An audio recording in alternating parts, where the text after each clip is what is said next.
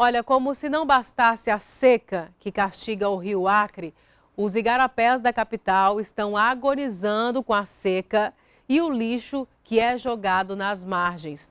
Nessa matéria de Adailson Oliveira, Josenir Melo e Jair Alves, nós vamos ver o estrago provocado pelo homem. Veja só.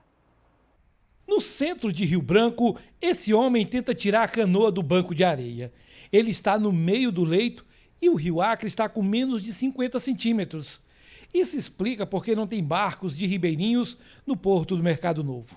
É impossível navegar nessa época do ano. É também no Mercado Novo que enxergamos por que o Rio Acre chegou a esse nível tão baixo. Os dejetos que vêm do canal do Parque da Maternidade caem direto, sem nenhum tratamento. Esse líquido escuro que se mistura à água barrenta é esgoto jogado no canal durante os 7 quilômetros em que corta a cidade. O rio não consegue resistir aos ataques que vem sofrendo por anos. O lixo e o esgoto tiram qualquer chance de vida e a cada ano ele fica mais baixo no período de estiagem. Esse ano podemos chegar a níveis históricos, alerta Vera Lúcia Reis, doutora em engenharia ambiental e estudiosa do Rio Acre. Esses sinais já vêm ocorrendo desde 2005, passou por 2010, que também foi uma seca bastante severa, e 2016 culminou aí com o rio no nível de 1,30 m. Então a tendência é que esses valores se tornem cada vez menores. E com isso você vai ter estrangulamento dos pontos de captação, nem mesmo a captação flutuante vai funcionar adequadamente, porque não vai ter nível suficiente para captar. Os igarapés que deveriam despejar água no Rio Acre para garantir que pudesse ter um leito navegável, água limpa, são os que mais poluem. Os igarapés que cortam o Rio Branco também sofrem com a ação do homem. O Batista passa ao lado da Fundação Hospitalar. Quando cruza a BR-364, o que se vê são espumas. Esse é o sinal claro que a água está carregada com produtos químicos. Os ataques não param por aí. Quando alcança residências, é que a situação fica mais grave. No bairro da Paz, ele vai cortando quintais. Os canos dos esgotos caseiros estão apontados para o Batista. Encontramos até o que sobrou de um veículo no leito quase seco. No bairro da Paz, ele despeja todo esse material, alguns tóxicos, no Igarapé São Francisco, que já vem repleto de lixo e outros dejetos. Existe sim um projeto, que está sendo tratado em relação a revitalizar principalmente o Igarapé São Francisco, e nós da Defesa Civil Municipal participamos disso, evidentemente, juntamente com os demais órgãos. Então, no momento certo, acreditamos que haverá sim essa revitalização e renovação da vida que existe nesses igarapés. Aliás, o São Francisco será o destino final dos dejetos e lixo jogados em outro igarapé, o Dias Martins. Ele corta essa área verde no conjunto universitário. Mesmo assim, é o retrato de um grande esgoto. A água nem se mexe de tão pesada. Daqui ele segue para o distrito industrial, onde vai para esse conjunto de casas, que fica às suas margens chamado de Sapolândia. Mais à frente, ele encontra o São Francisco, que desce por vários bairros até chegar no Rio Acre e despejar tudo que foi juntando pelos bairros da capital. De acordo com a Defesa Civil, ainda restam em Rio Branco 28 igarapés, mas todos estão na condição de esgoto a céu aberto. O mais atingido deles é o São Francisco, não só por sua grande extensão, já que corta boa parte da cidade. É que ele recebe uma grande carga de produtos tóxicos e de lixo de outros igarapés. Nós estamos no bairro Raimundo Melo. Aqui, quando ele chega, a água está completamente escura. É inacreditável que ainda podemos ver um jacaré no meio dessa água sem oxigênio e cheia de produtos químicos. Ou aves que buscam alimento em suas águas. O lixo está acumulado em toda a extensão dos igarapés.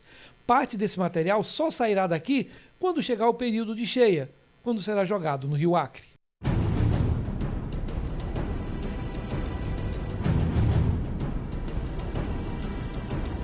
Além do lixo e produtos químicos, as matas ciliares dos igarapés, assim como as do Rio Acre, deveriam estar intactas para evitar o assoreamento.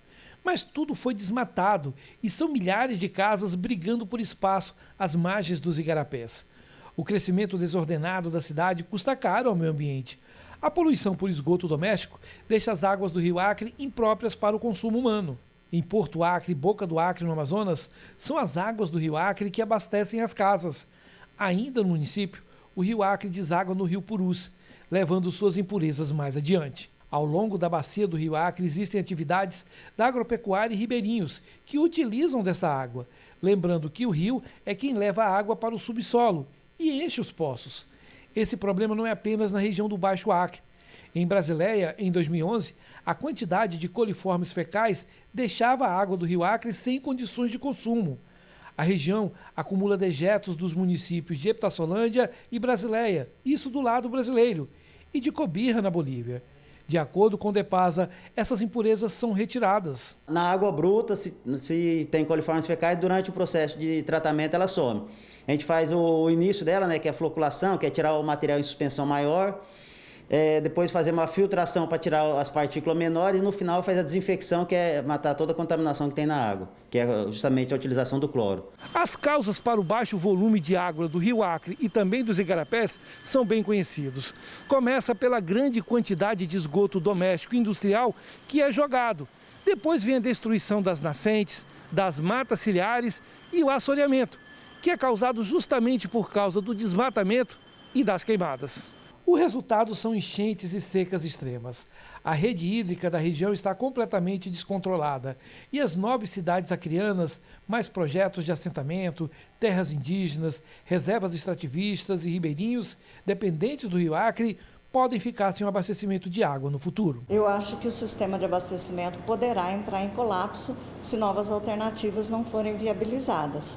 E esses sinais já vêm ocorrendo desde 2005, passou por 2010, que também foi uma seca bastante severa, e 2016 culminou aí com o rio no nível de 1,30 m. Então a tendência é que esses valores se tornem cada vez menores. A seca no Rio Acre é a consequência da falta de política pública para o meio ambiente e a falta de consciência da população, que joga lixo nos igarapés sem pensar no futuro dos próprios filhos. Esse ano a seca chegou mais cedo no Acre. O aviso foi dado quando as chuvas foram abaixo da média. Além do rio, a vegetação também sente. Falta água no subsolo. O calor cria um estresse térmico. As chuvas ficam mais escassas porque a fumaça das queimadas espalha as nuvens de chuva.